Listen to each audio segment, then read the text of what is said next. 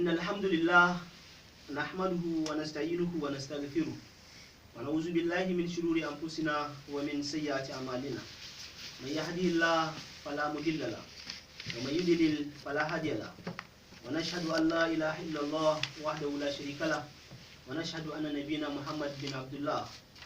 أما بعد, brothers and sisters in Islam, Assalamu alaikum wa rahmatullahi ta'ala wa barakatuh. You are welcome to another edition of this program, Islam and Modern Day. And as you all know, that Islam and Modern Day is a program, Islamic program, which educates Muslim Ummah on different things happening within the Muslim Ummah. And as it has been a tradition of this program to invite Imam from different perspectives, different fields in Islam, to discuss on certain issues happening within the Muslim Ummah.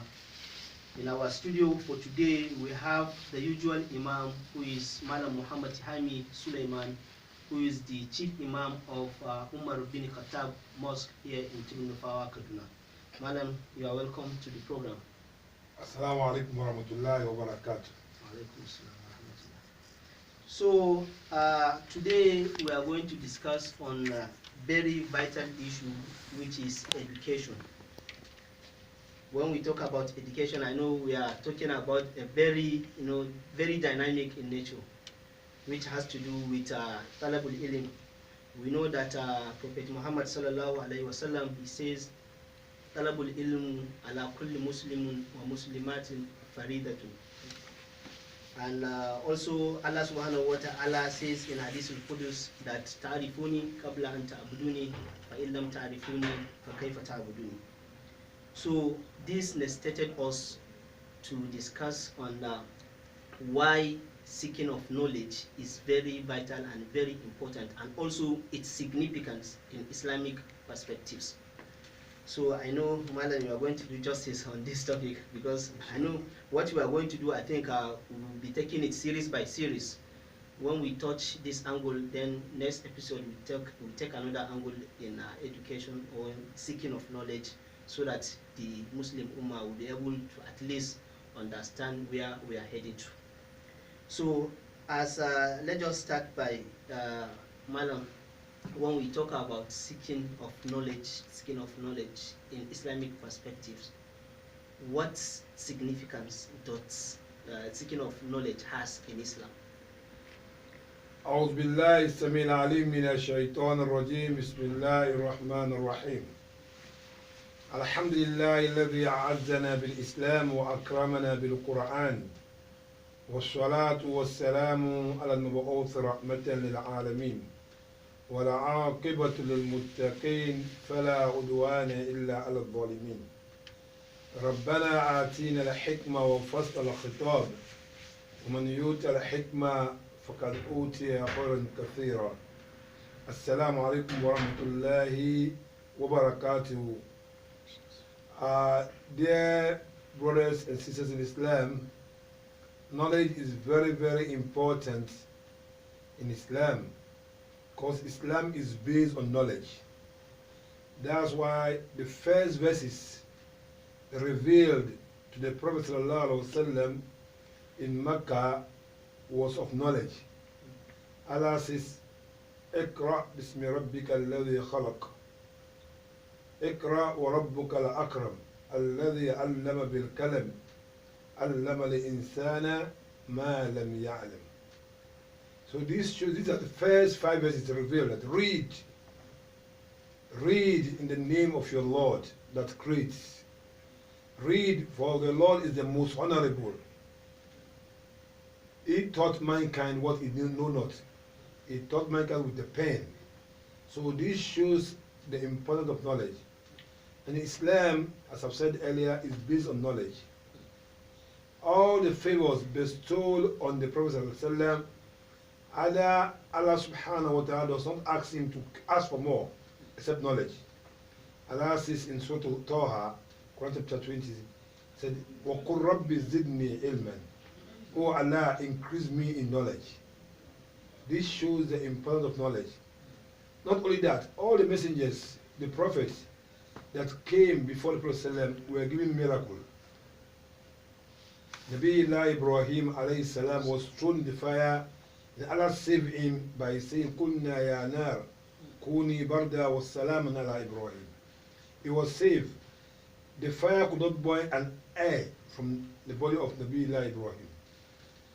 During the time of Nabiullah Suleiman, His Majesty, people proud with mulk, with power, Allah gave Nabiullah Ibrahim majesty and power that Nabiullah Suleiman, that nobody will have it.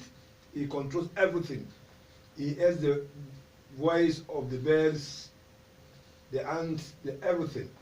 So this shows how mighty and how majesty was Nabiullah Suleiman. During the time of Nabiullah Musa, it's magic. The magicians are proud of their magic.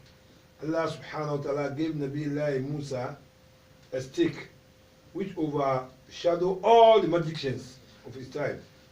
During the lifetime of Nabiullah Isa, Jesus Christ, is illness. To heal people, to cure people. He is just to rub his hand, just is rub his hand and the blind will see. The one with sickness to be thrown away. The dead will wake up. So during the time of Muhammad sallallahu alaihi wasallam, is knowledge. Because this time around the day of Qiyamah is the time of Rasulullah, is knowledge. So Allah gave Rasulullah the knowledge that no human being can have such knowledge. That's the Quran. That's a living miracle.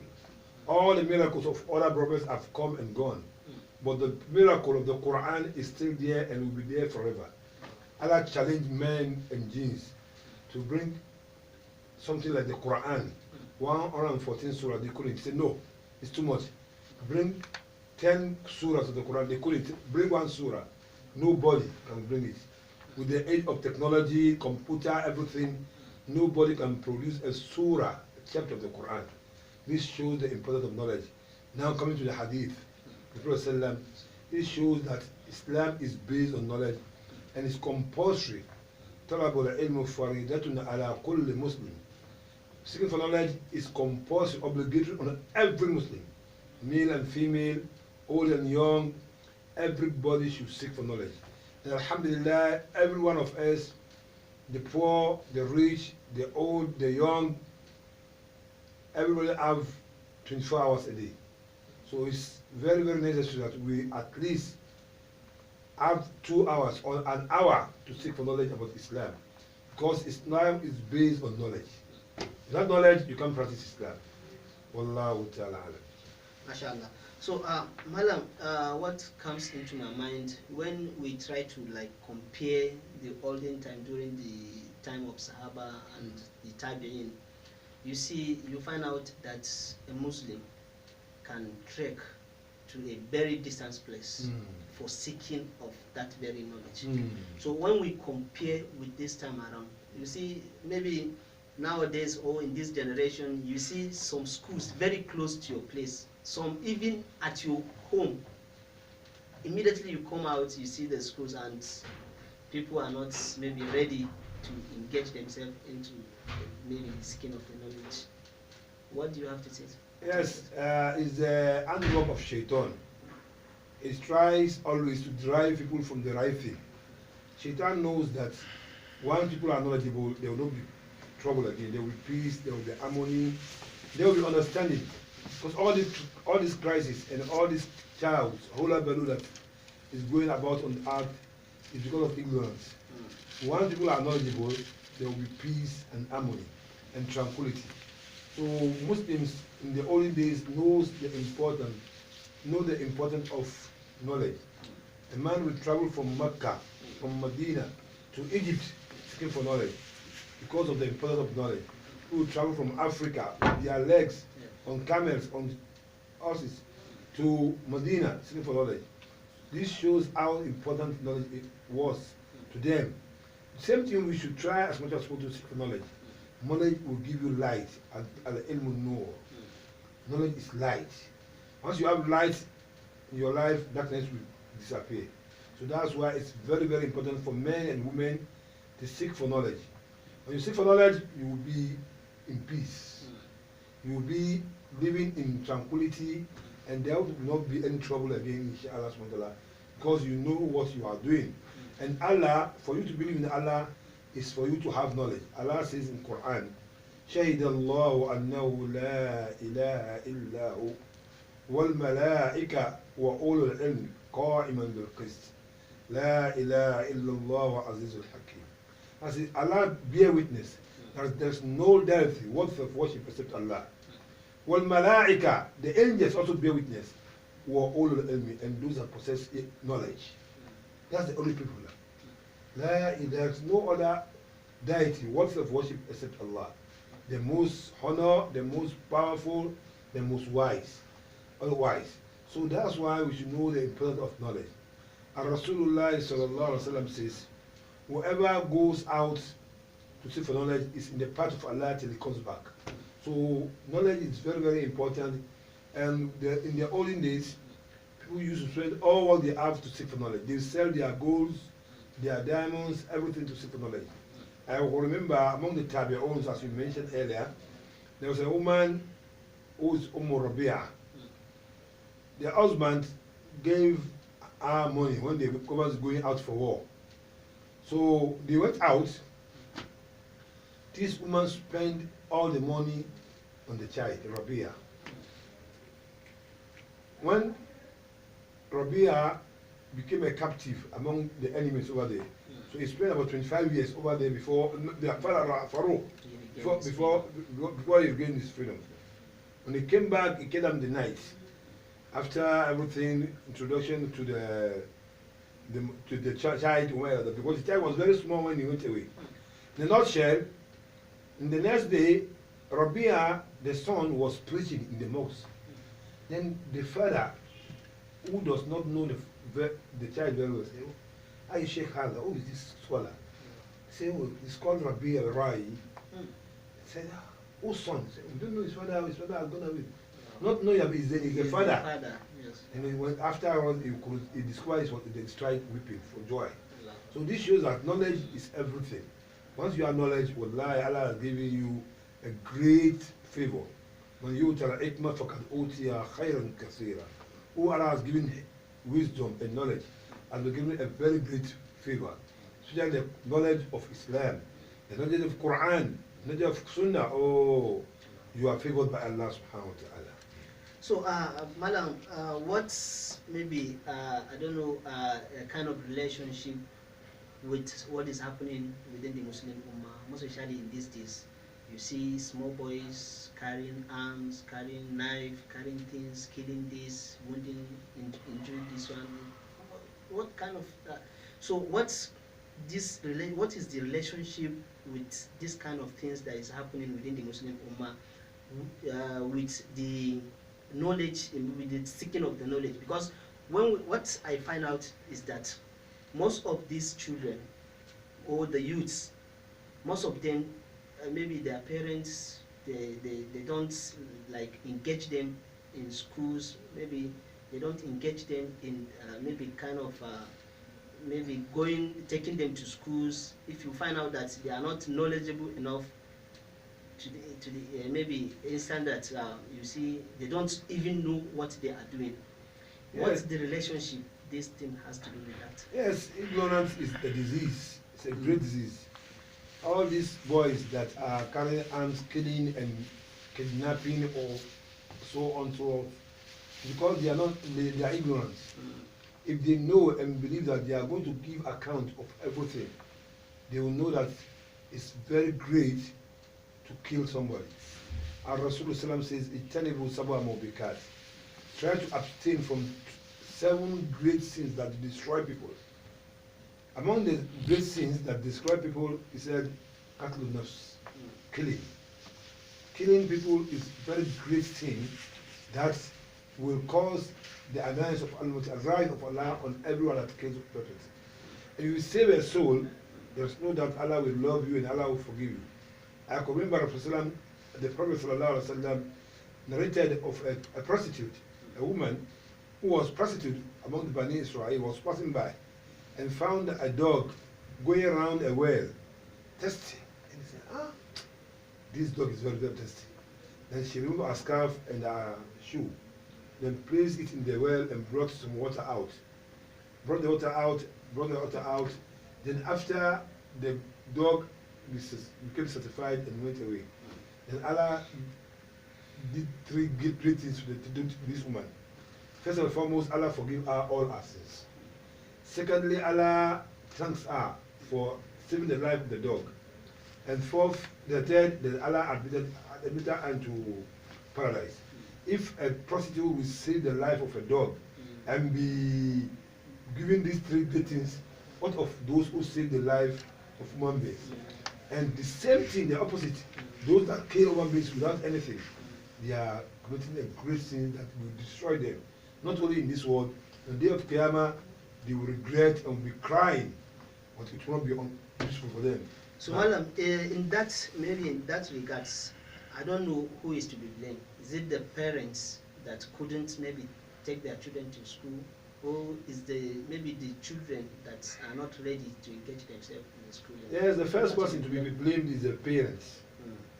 And what causes this most in this part of the country is what we call divorce, talak, seki. See, once you have a broken home, it's very, very dangerous. We used to go to a place called Postal Institute and preach, where young boys are being imprisoned. See, you find that 80% of those who are there are from broken homes.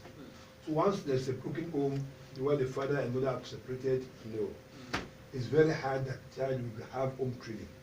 Sheikh Abdullah Fodi rahimahullah, the junior brother of Sheikh Usman Fodi, says, ليس اليتيم الذي مات والده إنما اليتيم يتيم العلم والعدل.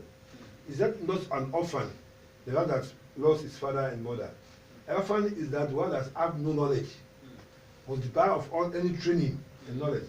Today we find that the broken homes are cause problem.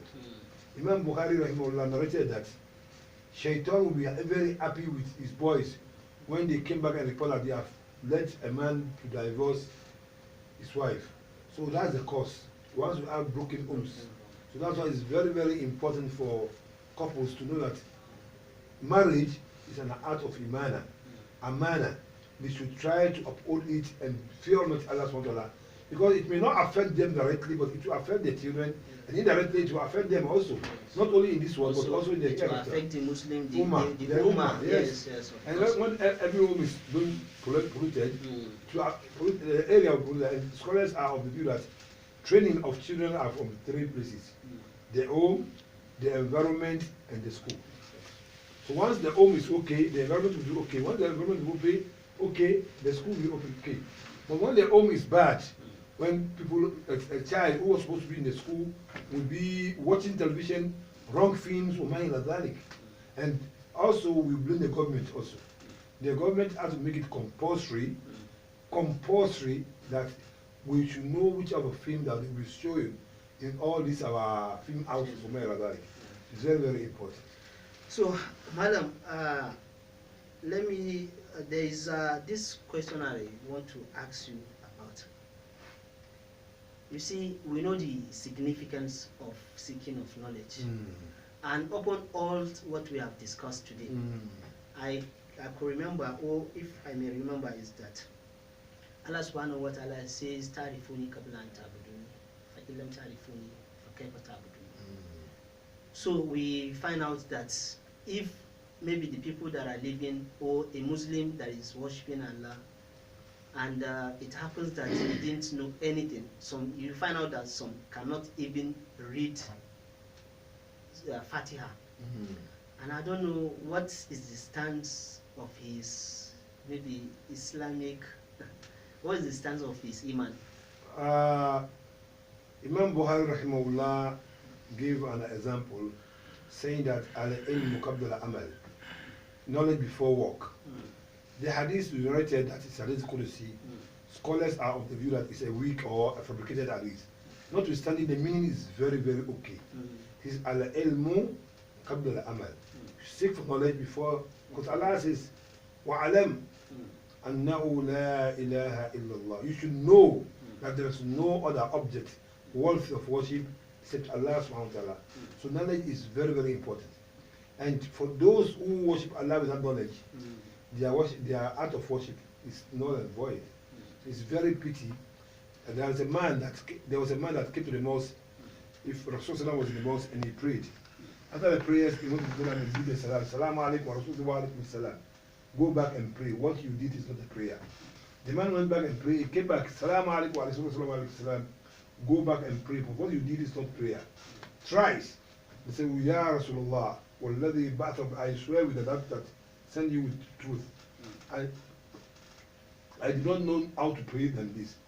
Rasulullah stood up and teach him how to pray. So it's very, very important for females and males, and old and young, rich and poor, to seek for knowledge. It's very, very, because Islam is based on knowledge. Without knowledge, you can't practice Islam. There's no, you can't practice Islam. Islam is based on knowledge. You should know the meaning of what you are saying in your prayer. We start the prayer, Allahu Akbar. To the end of prayers, As-salamu, you should know what we are saying.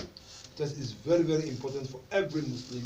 Not only important, very, very, is compulsory for us to seek for knowledge. Compulsory for seek for knowledge. That's why Islam is based on knowledge. So, madam, what about maybe the elderly ones, those that feel or think that maybe they are at a kind of old age, they could not be able to go to seek for knowledge? It's wrong for anybody to think that I'm too old. Once you are not too old to eat, you are not too old to drink, yes, you are not too old to seek for knowledge. There's no limit of age.